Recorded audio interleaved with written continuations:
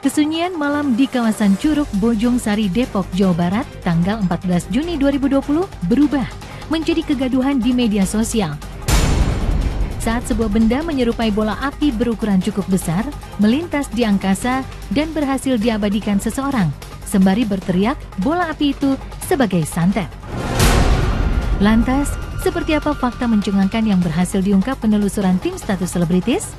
Bagaimana pula tanggapan Lembaga Penerbangan dan Antariksa Nasional? Kalau bola api, kalau orang dulu bilangnya ada yang ngirimin santet. Tapi kalau sekarang kan zaman modern, nggak mungkin, mungkin kembang api kali jatuh itu. Kali. Kejadian bola api yang jatuh di Depok, ya serem ya, itu mistis juga. Tapi ya percaya nggak percaya. Nah, kalau kami periksa, memang tidak ada sampah antariksa yang melintas. Artinya kalau seandainya memang itu dari antariksa, maka itu adalah fireball. Allahualam sih sebetulnya kalau ngeliat kejadian-kejadian seperti itu, kalau saya sebagai umat muslim juga mempercayai hal-hal gaib. Tapi ya balik lagi, kalau emang itu sifatnya lebih ke burukan sih, lebih baik banyak-banyak istighfar. Rekaman video bola api di Curug viral dan membetot perhatian banyak pihak, termasuk dari kalangan selebriti, hingga memicu pro dan kontra. Tak sedikit yang mengaitkan benda misterius yang melintas di langit Depok sebagai perwujudan praktik ilmu hitam, sejenis pelet atau bahkan santet. Menurut aku itu adalah tindakan yang jangan kalian tiru, itu kurang bermoral. Aku percaya yang namanya mistis kayak gitu, aku percaya. Jadi kalau saya mandang suatu bola api yang melintas di atas dengan warna merah, santet, pelet, pengiriman teluh atau berbagai hal yang berbau negatif. Di tengah kegaduhan yang dipicu viralnya video yang merekam benda langit menyerupai bola api, tim status selebritis bergerak ke tempat yang diyakini dilintasi oleh benda yang dianggap sebagai santet.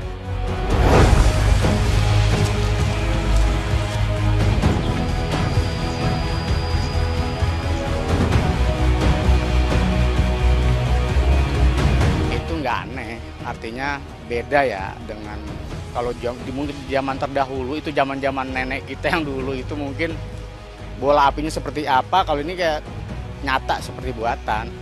Kalau rekayasa sih enggak kok, soalnya karena di sini tuh emang bener banyak yang lihat secara langsung, bener-bener secara langsung. Lagi pula juga setelah dibuka di YouTube itu kan jelas bahwa ada sebuah alat yang bisa ditembakin ke udara yang kemudian bisa memancarkan cahaya merah begitu, sampai seperti kayak pancaran cerita di masa lalu Merah Delima begitu ya. Tapi kalau yang di sini emang belakang sini, nampaknya dari sini sih nggak jauh dari sini. Kalau itu saya sebutnya flat gun, karena ada asapnya yang jatuh ke bawah, jadi jatuhnya pelan banget. Karena kita udah pernah ngelakuinnya sebelumnya gitu.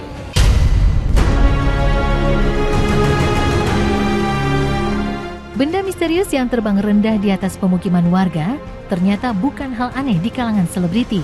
Faktanya, dari pesinetron Betari Ayu, Mario, hingga komedian Mpo Alpa pernah melihat dengan mata kepala sendiri.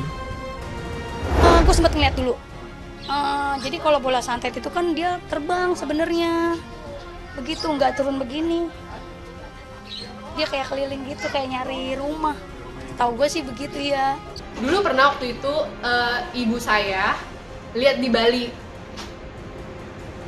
Jadi kayak bener-bener ada itu bola apinya, bener-bener kelihatan di depan mata itu di Bali.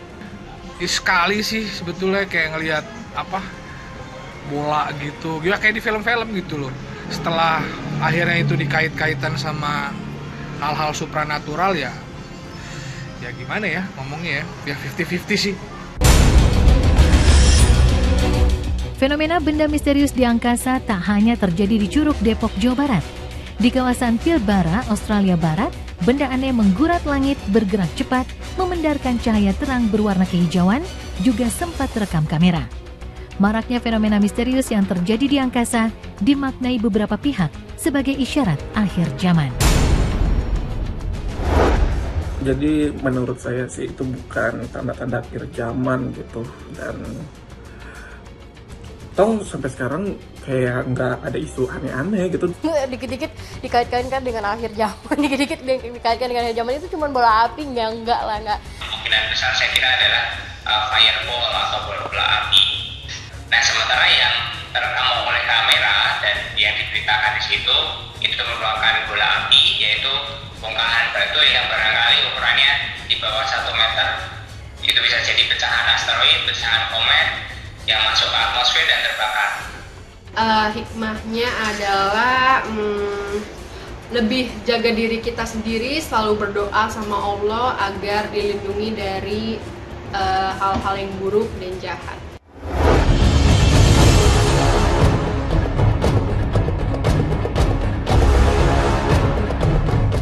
Sementara itu, hari pertama sholat Jumat berjamaah di masa transisi menuju kondisi yang disebut new normal pada tanggal 19 Juni kemarin diwarnai kegaduhan lantaran adanya pro dan kontra terhadap maklumat Dewan Masjid Indonesia yang menghimbau pengurus masjid menggelar sholat Jumat 2 gelombang dengan mengacu pada aturan ganjil genap, angka terakhir nomor ponsel masing-masing jamaah.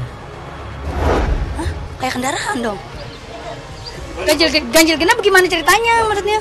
Sebenarnya bukan di nomor ganjil genapnya itu, tapi yang terpenting adalah bagaimana perintah sholat Jumat ini, karena orang sudah merasa ini kalau sudah lama nggak Jumatan ya, ini terlaksana dengan cara aman, dengan cara yang sehat juga.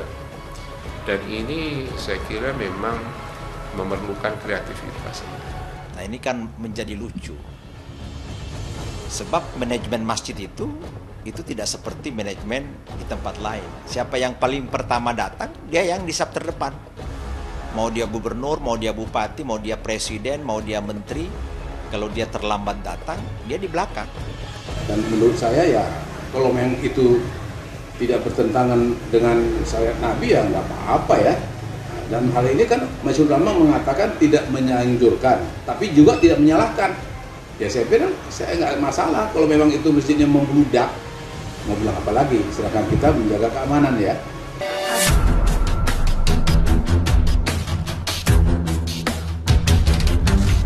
Pro dan kontra sholat Jumat di masjid berdasarkan aturan ganjil genap tampaknya semakin runyam karena pihak Majelis Ulama Indonesia meminta surat edaran DMI dicabut karena berpotensi membingungkan masyarakat. Nah, oleh karena itu edaran PP Pimpinan Pusat Dewan Masjid Indonesia saya kira perlu dicabut dan perlu ditarik karena itu bisa merepotkan takmir masjid, bisa merepotkan marbot yang ada di masjid. Kalau kebetulan yang menghadiri salat Jumat itu memiliki 2 handphone, 3 handphone, yang kebetulan nomor handphonenya ada yang ganjil, ada yang genap. Yang berbeda itu adalah karena persepsi dari para orang yang memiliki reaksi ini belum membaca sepenuhnya apa yang difatwakan oleh MUI, tapi sudah melihat saja apa yang sepertinya aneh dari DMI, padahal DMI itu tidak ingin mengatur tapi ingin menyelamatkan manusia, itu yang terpenting. Kalau saya sebagai orang awam menyikapi hal ini, ketika surat edaran ini diadakan sholat ganjil genap, saya pribadi tidak relevan untuk diterapkan. Jadi arahan sholat ganjil genap. Nah itu ya mungkin ribet enggak kan tergantung daripada pribadi masing-masing.